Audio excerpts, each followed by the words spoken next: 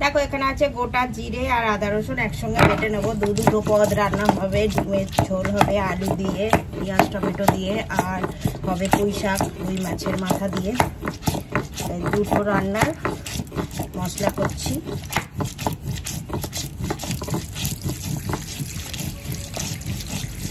বালতি ভর্তি হয়ে গেছে। এখন রুই মাছের মাথার গায়ে হলুদ দিয়ে দিলাম আর দিয়ে দিলাম লবণ। এই যে ভাজার আগে ভালো করে লবণ হলুদ মাখিয়ে নিচ্ছি। এখানে তেল বসিয়ে দিয়েছি, তেলটা গরম হয়ে গেলেই ঠিক আছে। আর এখন মাছের মাথাটা ভেজে নেব।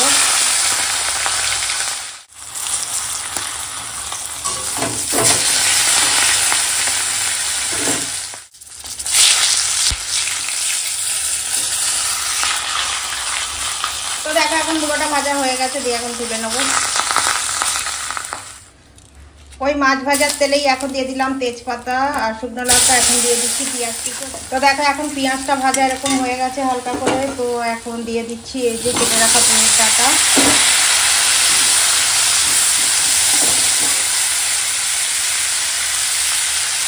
এখন দিয়ে দেব লবণ,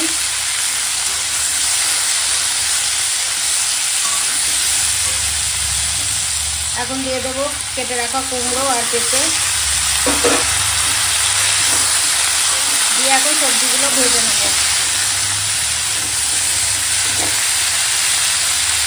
আর দিয়ে দেবো টমেটো। এখন সবজিগুলো এরকম হালকা করে ভাজা হয়ে গেছে। আর এখন দিয়ে দেবো এই যে আদা রসুন জিরে বাটা, আর দিয়ে দেবো হলদি গুঁড়ো, দেবো শুকনো লঙ্কার গুঁড়ো আর লবণটা আগে দিয়েছি। দিয়ে এখন মশলার সঙ্গে একটু সময় কষিয়ে নেবো সবজিগুলোকে। মশলার সঙ্গে অনেকটা সময় কষিয়ে নিয়েছি। এখন দিয়ে দেবো এই পুঁই শাক আর দিয়ে দেবো এই যে ভেজে রাখা মুড়ো।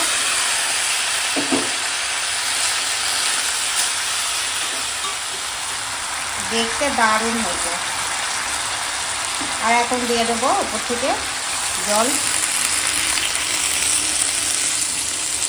পরিমাণ মতো জল দিয়ে দিলাম।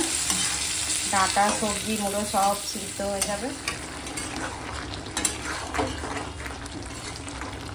তো দেখো এই মুড়োর তরকারিটা এখন একটু আমি ঘেঁটে দিচ্ছি, উপর নিচ করে দিচ্ছি, দিয়ে মুড়োটাও ভেঙে দেবো। অনেকটা বড় মুড়ো, আর একটু মুড়োটা সিদ্ধ হোক, তো আপনা থেকেই ভেঙে দেবো। মুড়োটাকে ভেঙে দিয়ে একদম সুন্দর করে মিশিয়ে নিয়েছি। আর একটু সামান্য চিনি দিয়েছি, যেহেতু পুঁই শাক কুমড়ো দিয়ে হচ্ছে মাছের মাথাটা, তো একটুখানি অল্প করে চিনি দিয়েছি স্বাদ মতো। দিয়ে এখন সুন্দর করে মিশিয়ে নিয়েছি। এখন দেখো মাছের মাথা দিয়ে পুঁই শাকের ঘন্টটা রান্না হয়ে গেছে। দিয়ে এখন নামিয়ে দেবো। আর কতটা সুন্দর হয়েছে দেখো, কাঁটা কুটি উঠলো না। এই দেখ কতটা সুন্দর হয়েছে। তো চলো নামিয়ে দেবো, হয়ে গেছে তরকারিটা। এখন ডিমের ঝোল রান্না করব, তার জন্য একটু এই আলুটাও সিদ্ধ করে নিয়েছি, ডিম সিদ্ধ করে নিয়েছি। এখন একটু এই যে হলদি মাখিয়ে নিলাম, দিয়ে এখন কড়াই তেল দিয়ে দিয়েছি, দিয়ে এখন ভেজে নেব।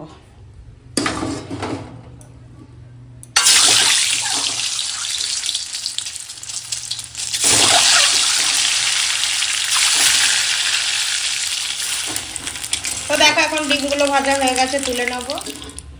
একইভাবে আলুগুলোও ভেজে নেব।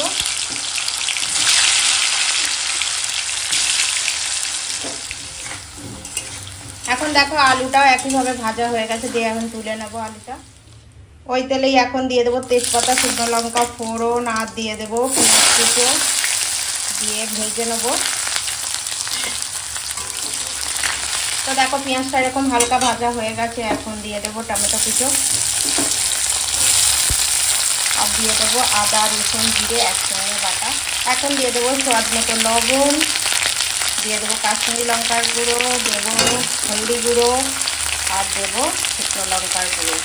দিয়ে এখন মশলাটা কষাবো।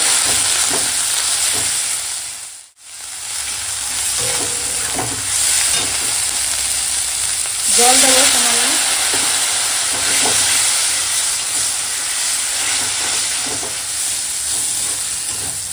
তো দেখো এখন মশলাটা কষানো হয়ে গেছে। এবার দেখো তলাতে লেগে যাচ্ছে, তো এখন দিয়ে দেবো জল।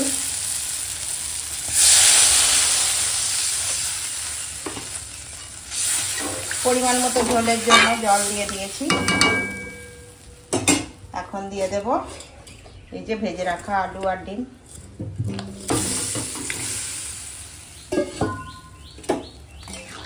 এখন ঝোলের জালটা পর্যন্ত অপেক্ষা করব। তো দেখো এখন ডিমের ঝোল রেডি হয়ে গেছে। তো এখন নামানোর আগে দিয়ে দেব এই যে গরম মশলার গুঁড়ি। বাষ্প ধরে নিয়ে দেবো, দিয়ে এবার হালকা হাতে মিশিয়ে নিয়ে এবার নামিয়ে দেবো। একদম হয়ে গেল টেস্টি টেস্টি ডিমের ঝোল রেডি। এইভাবে একবার ডিমের ঝোল রান্না করে খাবে, হেভি লাগবে। কালারটাও দারুণ হয়েছে আর টেস্টও একদম দারুণ। দেখো এখন রান্না হয়ে গেছে আর আমরা এখন খেতে বসে গেছি। তো আজকে দেখো কি রান্না করেছি, এই দিয়ে ডিম আলুর ঝোল করেছি, এখানে মাছের মাথা দিয়ে রুই মাছের মাথা দিয়ে পুঁই শাক রান্না হয়েছে। আর এখন আমাদের ছেলেটা খেতে বসেছে, ও ডিম দিয়ে আগে খাচ্ছে। কি গো কেমন হয়েছে গো? ভালো। আর এই পুঁই শাক দিয়ে মাছের মাথাটা এটাও ভালো হয়েছে। ভালো হয়েছে, চলো খেয়ে নাও।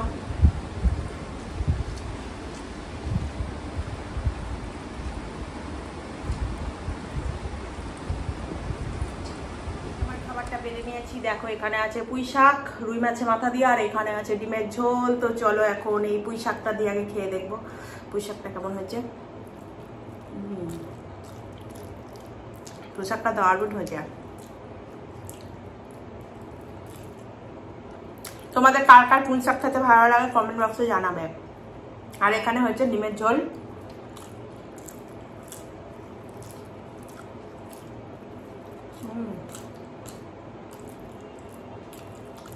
ডিমটাও দারুণ হয়েছে।